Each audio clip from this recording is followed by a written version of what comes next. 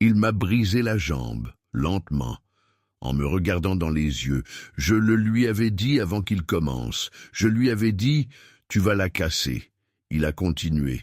Et quand l'os a cédé, il a souri. Parce que c'était ça, la démonstration.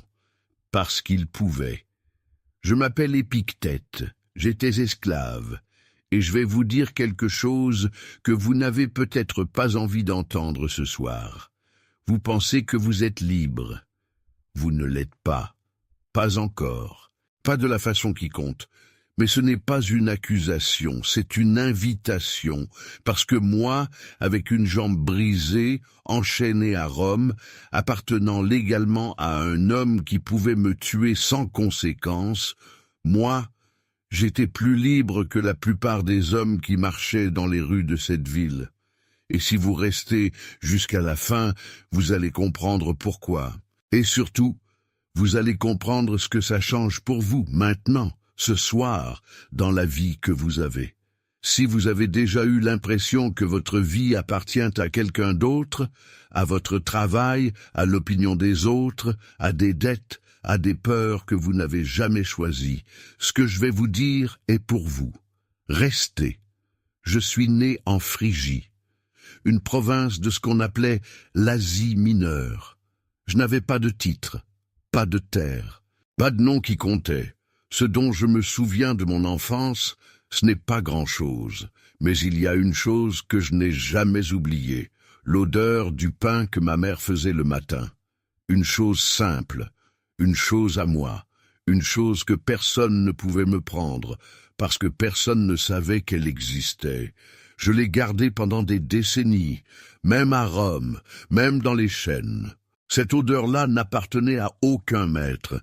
J'avais peut-être 10 ans quand on m'a vendu. Je ne vais pas vous raconter ça comme une tragédie. Ce serait mentir. Sur le moment, j'ai compris ce qui se passait. J'ai compris que ma vie venait de changer de propriétaire. Mais je n'ai pas crié, je n'ai pas pleuré, pas parce que j'étais courageux. Parce que je regardais les hommes autour de moi, les hommes libres, les acheteurs, les marchands. Et je voyais quelque chose d'étrange. Ils avaient peur eux aussi. Pas des chaînes, pas du fouet. Ils avaient peur de l'opinion des autres, peur de perdre leur argent, peur de paraître faibles, peur de choses qui n'existaient que dans leur tête. Et moi, enfant, esclave, sans rien, j'ai pensé, quelle est la différence, au fond, entre leur cage et la mienne ? Cette question m'a suivi pendant des années. Je ne savais pas encore que c'était la question la plus importante qu'un homme puisse se poser. Rome était une ville de paradoxes. J'ai appartenu à Épaphrodite, secrétaire de l'empereur Néron, un homme puissant, un homme qui avait lui-même été esclave et qui avait tout fait pour l'oublier.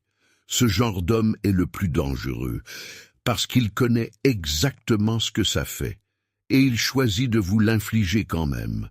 C'est lui qui m'a brisé la jambe, pas dans un accès de rage, calmement, pour démontrer quelque chose à quelqu'un d'autre, pour montrer qu'il pouvait. Je lui avais dit « Tu vas casser quelque chose ». Il m'avait regardé, il avait continué, et quand l'os a cédé, je lui ai dit « Tu vois ?» Je t'avais prévenu, il m'a regardé comme si j'étais fou. Peut-être que j'étais fou, mais dans ce moment-là, j'ai compris quelque chose que je n'avais fait que pressentir jusqu'alors. Il pouvait casser ma jambe.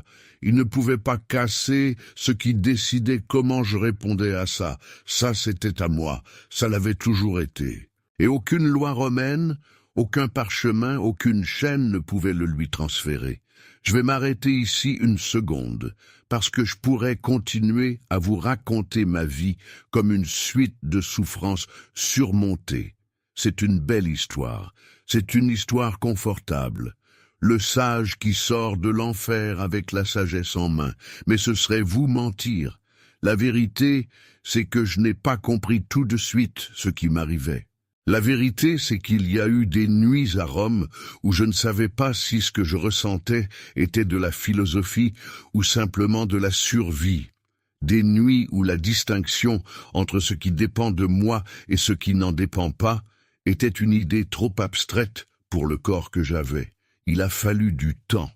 Il a fallu des années de silence à regarder les hommes libres se détruire eux-mêmes avec leur liberté mal utilisée.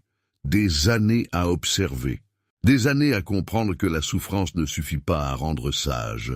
Ce qui rend sage, c'est ce qu'on décide de faire avec ce qu'on a compris grâce à elle. Je ne suis pas né stoïcien. Je le suis devenu.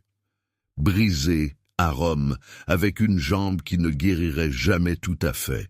Et c'est précisément pour ça que ce que je vais vous dire maintenant, ce n'est pas de la théorie. Si quelque chose dans ce que vous venez d'entendre vous a touché, pas dans la tête, dans le ventre, écrivez un mot dans les commentaires. Un seul. Ceux qui arrivent jusqu'ici ont toujours quelque chose à dire. Voici ce que j'ai compris. Il y a deux catégories de choses dans la vie d'un homme. Ce qui dépend de toi, et ce qui ne dépend pas de toi. Ce qui dépend de toi, tes jugements, tes désirs, tes élans, tes refus. Ce que tu choisis de penser de ce qui t'arrive. Ce que tu choisis de faire avec ce qui est encore possible. Ce que tu décides de valoriser. La direction que tu donnes à ton attention. Ce qui ne dépend pas de toi, ton corps, ta réputation, ta fortune, les opinions des autres, la maladie, la mort, ce que les gens pensent de toi dans leur tête, et les jambes que les hommes puissants décident de casser pour démontrer quelque chose. La plupart des hommes passent leur vie à s'épuiser sur la deuxième catégorie et à négliger la première. Ils souffrent pour des choses qu'ils ne contrôleront jamais. Ils donnent leur paix intérieure en échange de l'approbation d'hommes qui ne pensent pas à eux la nuit.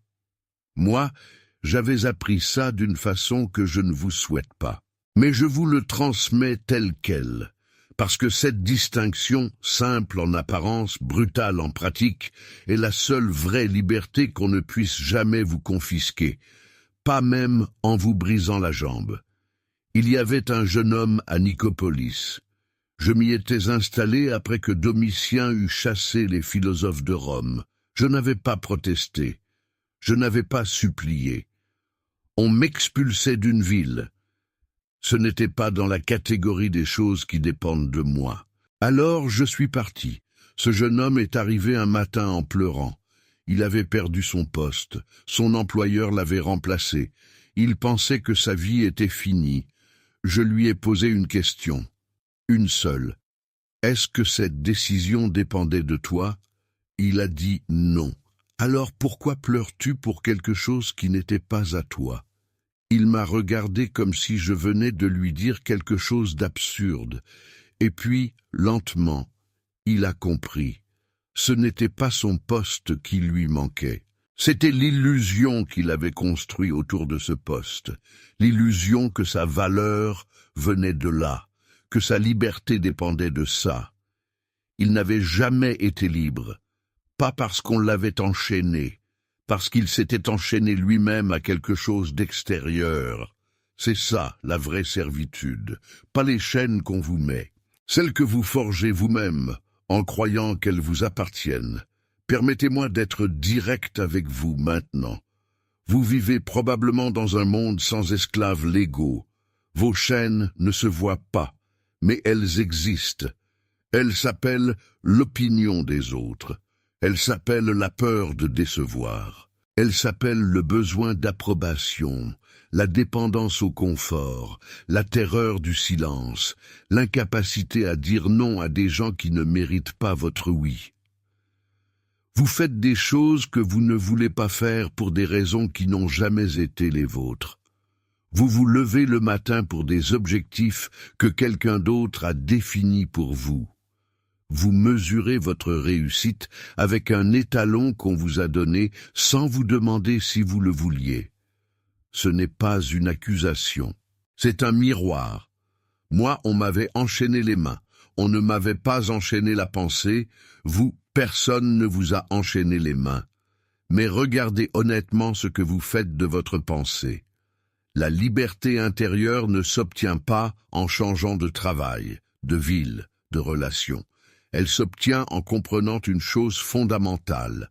La seule chose qui vous appartient vraiment, c'est la façon dont vous répondez à ce qui vous arrive. Pas ce qui vous arrive. La façon dont vous y répondez. Épaphrodite a cassé ma jambe. Je ne pouvais pas empêcher ça, mais j'ai choisi de rester calme. J'ai choisi de lui dire qu'il allait casser quelque chose. J'ai choisi, dans la douleur, de ne pas lui donner aussi ma paix. Cette décision-là était à moi. Elle l'est encore, et personne n'a jamais pu me la prendre. Je suis mort vieux, à Nicopolis, dans une petite maison presque vide. Un lit, une lampe, quelques élèves, à rien qui prenait des notes. Je n'avais rien de ce que le monde appelle richesse, et je ne me suis jamais senti aussi léger. Pas parce que j'avais renoncé, parce que j'avais compris que le poids que la plupart des hommes portent, c'est le poids de choses qui ne leur appartiennent pas. Des opinions empruntées, des peurs héritées, des désirs construits par d'autres pour d'autres raisons. Quand on pose tout ça, on ne perd rien. On récupère ce qu'on avait depuis le début.